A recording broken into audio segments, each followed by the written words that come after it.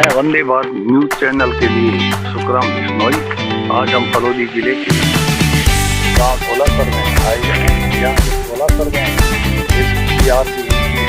School और college का संचालन किया जा रहा है और इसके संचालन करता है वो एक रिटायर्ड है शारीरिक कोच है, हॉकी कोच है, वो साधुली स्पोर्ट्स स्कूल बीकानेर में हॉकी की सेवा की है और हॉकी के आउट में कोच भी हैं। और ये कोच भी नहीं, ये हॉकी कोच राजस्थान के हॉकी एसोसिएशन के सचिव भी रहे हैं सचिव। और ये सेवानिवृत्त होने के बाद इन्होंने अपने इस खुद की अपनी जो विरासती जमीन की खातेदारी की भूमि पे आकर ये बहुत ही शानदार विद्यालय है वो बनाया है। और इस स्कूल में जो खेलने वाले बच्चे हैं उनका फोकस खास तौर पे खेल पे रहता है और यहाँ एक उम्दे खिलाड़ी भी इनके निकलते हैं।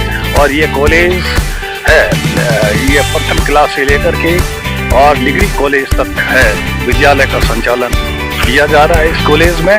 और इस कॉलेज में बच्चों को खास तौर से इसमें स्कूल है फोकस रहता है खेल कूद गतिविधियों में। यहाँ से हर वर्ष खिलाड़ी है खेल कूद प्रतियोगिता में राज्य और राष्ट्रीय स्तर पे सिलेक्शन होते हैं और उम्दा खिलाड़ी है वो तैयार किए जाते हैं। यहाँ अच्छे प्रशिक्षक भी इनके पास उपलब्ध है क्योंकि ये खुद एक अच्छे प्रशिक्षक रहे हैं। एक सक्सेसफुल उद्यमी के रूप में इनकी अभी पहचान की जा रही है। इनके ये सामने दिख रहा है, ये खुद का निवास स्थान है, यही रहते हैं। और इनका एक बच्चा है पवित्र सिंह है जो भी है वो भी शारीरिक शिक्षा में PhD की डिग्री हासिल की है और एक उम्दा खिलाड़ी भी है और एक अच्छे डायनेमिक युवा भी रहे हैं। और आज हम इनके निवास पे आए हैं और इन कॉलेज के बारे में और एक सक्सेसफुल उद्यमी होने के नाते हम आज है इनसे श्री रंजीत राम बिश्नोई है, इनसे हम बातचीत करेंगे और इनके ये खुद ही बताएंगे कि इनकी इस प्रकार की जो एक इनकी सोच रही है, इस सोच को इन्होंने कैसे है वो जमीन पे उतारा और इनकी इस प्रकार के संस्थान स्थापित करने में इनको क्या क्या समस्या का सामना करना पड़ा। अब मेरे साथ कैमरामैन श्रवण है जो ये कैमरा देखेंगे और मैं रंजीत राम जी बिश्नोई साहब से बातचीत करूंगा। ये एक सक्सेसफुल उद्यमी के रूप में जाने जाते हैं और थोड़े आप इधर घूम जाइए। तो रंजीत राम जी बताइए कि आपके ये आप तो एक राजकीय सेवा में रहे हैं और एक उम्दा खिलाड़ी ही नहीं, एक आप हॉकी के एसोसिएशन के सचिव भी रहे राजस्थान के लंबे समय के लिए और आपने बहुत ही उम्दा खिलाड़ियों को तैयार किया राजस्थान के लिए। और आपका जीवन पूरा ही खेल के लिए एक तरह से संपूर्ण और त्यागमय बन गया था। और उसके बाद आपने सेवानिवृत्ति के होने के बाद एक संकल्प सोच की कि ग्रामीण जो नौजवान है जबरदस्त उसमें क्षमता है और उन क्षमताओं का हम कैसे एक्सप्लोरेशन करें ताकि वो अपना खेल कूद में दमखम दिखा के और अपने कैरियर को आगे बढ़ा सके और युवाओं को हम एक राष्ट्रीय स्तर पे उनको प्रतिभा को सामने ला सके। यही शायद आपका सपना रहा होगा। बिल्कुल सर, यही रहा है। ग्रामीण क्षेत्र में प्रतिभाओं की कोई कमी नहीं है, खेलों में देखो चाहे पढ़ाई में देखो। तो इसीलिए मेरा यही सोच रहा है इसका संस्थान को यहाँ मतलब एकदम बिल्कुल देहात और ढाणी के अंदर खोलने का। ग्रामीण जैसे मैं 32 साल तक साधुली स्पोर्ट्स स्कूल में एज ए हॉकी कोच काम किया तो वहाँ सारे के सारे बच्चे ग्रामीण क्षेत्रों से आते थे। शहरों में आजकल दूसरी गतिविधियाँ बहुत है और खेलों की बहुत बिल्कुल कम ध्यान बच्चों का रहता है। इसलिए मैंने गांव में ये पढ़ाई के साथ साथ खेलों का विशेष तौर से बड़े अच्छे ग्राउंड्स और सुविधा देने का प्रयास किया है और प्रयास सफल भी हो रहे हैं। मेरे बच्चे काफ़ी अच्छे निकल रहे हैं, लड़कियाँ हो चाहे लड़के हो। 2017 के बाद आज 7 साल में करीब 250-300 बच्चे राज्य स्तरीय प्रतियोगिता तक पहुंच चुके हैं और करीब 50 के बच्चे राष्ट्रीय स्तरीय प्रतियोगिता खेल चुके हैं, जिनमें से काफ़ी बच्चे मतलब अपने जॉब के लिए फिजिकल एजुकेशन टीचर्स की ट्रेनिंग कर रहे हैं, कुछ आर्मी की तैयारी कर रहे हैं, कुछ आर्मी में चले की गए हैं। तो मेरा यहाँ इस ग्रामीण क्षेत्र में खोलने का मुख्य उद्देश्य यही था कि ग्रामीण प्रतिभाओं को तराश करें। धन्यवाद रंजीत जी। देखो, ये आपका अपने स्तर पे आपने इतना संसाधन कैसे जुटाए और इनके इतने आजकल शायद मेरे ख्याल से आपके विद्यालय में प्रथम कक्षा से लेकर के कॉलेज, डिग्री कॉलेज तक है, कॉलेज है। तो इसमें आपने इतने बड़े कक्षाओं का निर्माण, ऑफिस का निर्माण, हॉस्टल भी चलता है शायद आपके यहाँ। तो ये इतने संसाधन आपने कैसे जुटाए, वो बताइए। सर, मेरी तो एक सोच थी इसको मतलब ऐसी बनाने की, लेकिन ये सब गुरु जुम्बेश्वर भगवान की दया से, उनकी कृपा से होता जा रहा है। इसमें मेरा कोई ज़्यादा इतना बड़ा मतलब वो नहीं है कि मैंने ऐसा कर दिया है, सब गुरु महाराज करवा रहे। आपको क्या क्या चुनौतियों का सामना करना पड़ा?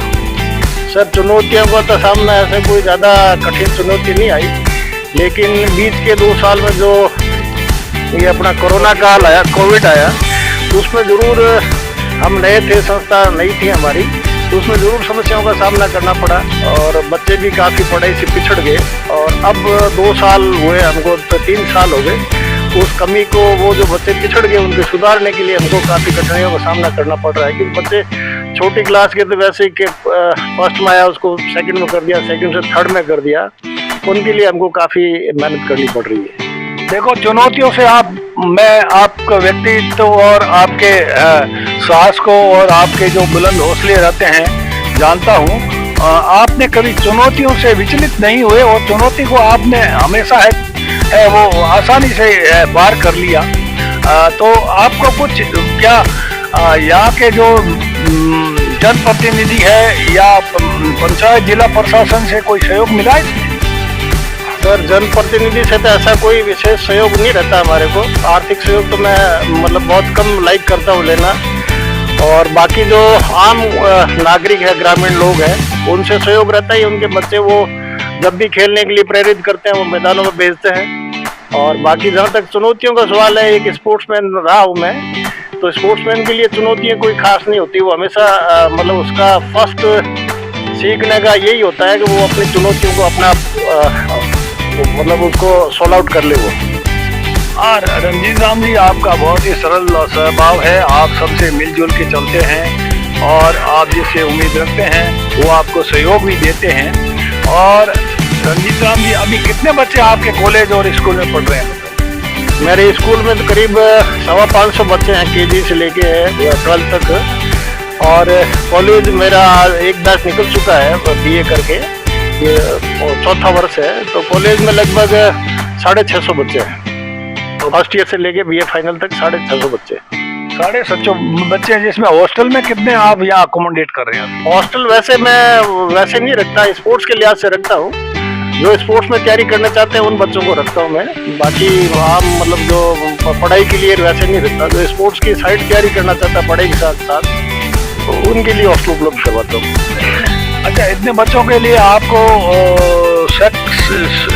जो शैक्षणिक स्टाफ चाहिए, शिक्षा देने वाले, है ना, ट्रेन टीचर उपलब्ध हो जाते हैं यहाँ? ना, बिल्कुल बिल्कुल सारे ट्रेन टीचर है मेरे पास, कोई ऐसा नहीं है कि विदाउट मैं। और उसके साथ साथ एकेडमिक साइड के साथ साथ हमने स्पोर्ट्स के भी 5-6 मतलब फिजिकल एजुकेशन टीचर रख रखे हैं। तो कुछ NIS होल्डर कोच भी रख रखे हैं मैंने, जिससे कि दोनों पढ़ाई और खेल एक साथ चले। और एक साथ चलने से आजकल स्पोर्ट्स में भी बहुत अच्छा कैरियर है। राजस्थान गवर्नमेंट ने 2% जो खेल कोटा कर रखा है हर एक प्रत्येक नौकरी के अंदर। तो उसके लिए मैंने स्पोर्ट्स की विशेष तैयारी के लिए मतलब अपने फिजिकल एजुकेशन टीचर रख रखे हैं। और एकेडमिक साइड के भी MA B.Ed जो ट्रेंड है वो टीचर रखे हैं। अच्छा रंजीत राम जी, चलो ये तो बात बहुत कुछ हो गई इसके बारे में। अब आपका हम थोड़ा व्यक्तिगत परिचय चाहेंगे कि आपकी शिक्षा दीक्षा कहाँ हुई, आप पढ़ाई के दौरान कहाँ रहे, कैसे पढ़ाई की में करते वक्त कुछ चुनौतियाँ थी कि क्या सामना करना पड़ा, आप बताइए अपने जीवन के बारे में।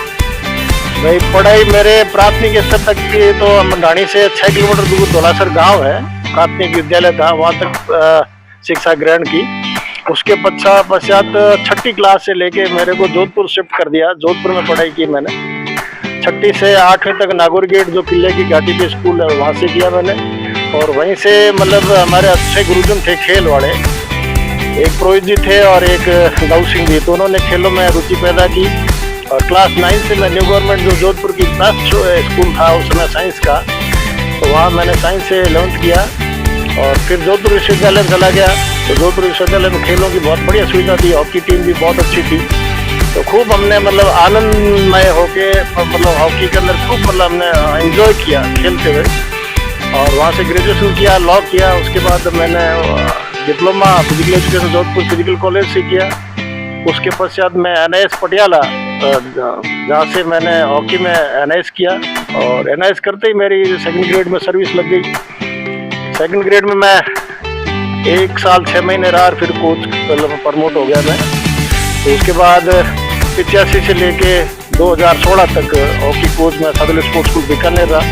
ये मेरी सर्विस और इसके ज़िंदगी के लंबा सफ़र रहा। और उसके पश्चात मैंने 16 में रिटायर होते ही संस्थान का निर्माण कर दिया और आज तक इसमें लगा हुआ हूँ। देखो, आप सरकारी सेवा रहते बहुत लंबा एक आपने पीरियड निकाला है, और इस पीरियड में क्या आपने कुछ विशेष उपलब्धि हासिल हुई, आपको मान्यता मिली कोई किसी काम को लेके?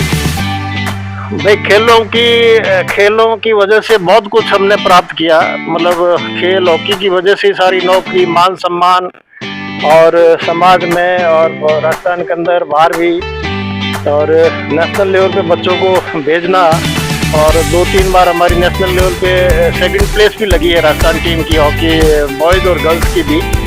और उसके पश्चात इन सबको देखते हुए मेरे को 1995 के अंदर राजस्थान हॉकी संघ का सचिव में चुना गया। तो लगातार अब तक मैं उस पद पे आज तक हूँ मैं उस पद पे। तो ये कि खेलों की वजह से मान सम्मान और जो इतना बड़ा मेरे को मिला है खेलों की वजह से। अब अंत में आपसे एक बात पूछें, क्या आप यहाँ आसपास के ग्रामीण युवाओं के लिए क्या संदेश देना चाहेंगे? भाई ग्रामीण युवाओं के लिए सबसे बड़ा संदेश तो है, आज पढ़ो, पढ़ाई सब कुछ है, पढ़ाई के बगैर कुछ भी नहीं है। तो पढ़ाई के साथ साथ आप खेलो भी, और खेल के साथ साथ आप जो आज के इस युवा पीढ़ी के अंदर नशा प्रवृत्ति का जो प्रचलन बढ़ रहा है उससे आप हमेशा दूर रहें। और उससे दूर रहने का एक ही जरिया, पढ़ाई करो और खेलो। मैं इन 2 चीज़ों को महत्व देता हूँ। आप पढ़ोगे और खेलोगे तो दूसरी चीज़ों की तरफ, तीसरी चीज़ के अंदर आपका ध्यान भी कभी नहीं जाएगा। अच्छा, आपका मतलब है कि ये फलोदी नया जिला बना है और जोधपुर को जो जोधपुर आजकल मेट्रोपॉलिटन सिटी है उसको छोड़ने के बाद ये बीकानेर तक और इधर बॉर्डर आ जाता है जैसलमेर। तो इस एरिया में इतनी बढ़िया है आपके स्पोर्ट्स जो आप फोकस कर रहे हो, तैयार कर रहे हो, तो नौजवानों के लिए यही आप संदेश दे रहे हो कि भाई आइए आप और स्पोर्ट्स को कैरियर बनाइए? बिल्कुल, फलोदी नया जिला बनने से मतलब स्पोर्ट्स के लिए बहुत बड़ा फायदा हुआ है। स्पोर्ट्स के लड़के लड़कियों के लिए, जहाँ हमारा लास्ट गांव जो फलोदी तहसील का नेवा कानासर है, वहाँ से लेके बिलाड़ा का लास्ट गांव कम से कम 300 किलोमीटर पड़ता था। यदि खेलों में अगर नेवा कानासर के बच्चा 300 किलोमीटर भेजने में उसके गार्जियन कभी आनाकानी करते थे, इतना दूर बच्चों या लड़के लड़कियों को नहीं भेजेंगे। फलोदी जिला बनने से खिलाड़ियों के लिए बहुत बड़ा फायदा हुआ है। और मेरी तो ये हार्दिक इच्छा है कि फलोदी के अंदर एक खेलों का हब बने, क्योंकि ग्रामीण क्षेत्र है और बहुत ताकतवर, हर समाज के बच्चे, सर्व समाज के बच्चे बहुत ताकतवर हैं और प्रतिभाओं की कोई कमी नहीं है। मैं प्रशासनिक अधिकारियों से, राजनेताओं से यही अपील करना चाहूँगा, फलोदी जैसे नए जिले के अंदर हमारे हॉकी में एक महत्वपूर्ण मैदान आ गया एस्ट्रोटर्फ, तो उसको स्थापित किया जाए, जिससे क्या हमारे आज के दिन राजस्थान में सिर्फ 3 ही एस्ट्रोटर्फ है, एक तो जयपुर, अजमेर और उदयपुर। वो हमारे से लगभग 300 किलोमीटर दूर पड़ जाता है। आज की आधुनिक हॉकी सब उसी पे चल रही है, एस्ट्रोटर्फ पे। तो मेरी यही एक प्रमुख मांग है कि यहाँ हमारा अगर राज्य सरकार मेरे यहाँ स्थापित करना चाहती है तो निःशुल्क में ज़मीन दे सकता हूँ और सुविधा उपलब्ध करवा सकता हूँ। यही हमारी सरकार से। और ठीक है, आपके यहाँ दूर दूर के बच्चे मैंने सुना एडमिशन के लिए आते रहते हैं। मैं भी पहले विजिट किया तो बहुत सारे बच्चों पर इससे परिचय हुआ। कहाँ से बच्चे यहाँ आ रहे हैं, क्यों आ रहे हैं वो? बिल्कुल, बड़े दूर के जिलों से, जैसे गंगानगर, हनुमानगढ़, जैसलमेर, बाड़मेर, जोधपुर की तरफ से काफ़ी बच्चे आ रहे हैं। उनका इस आधुनिक युग के अंदर खेलों की तरफ बड़ा रुझान है।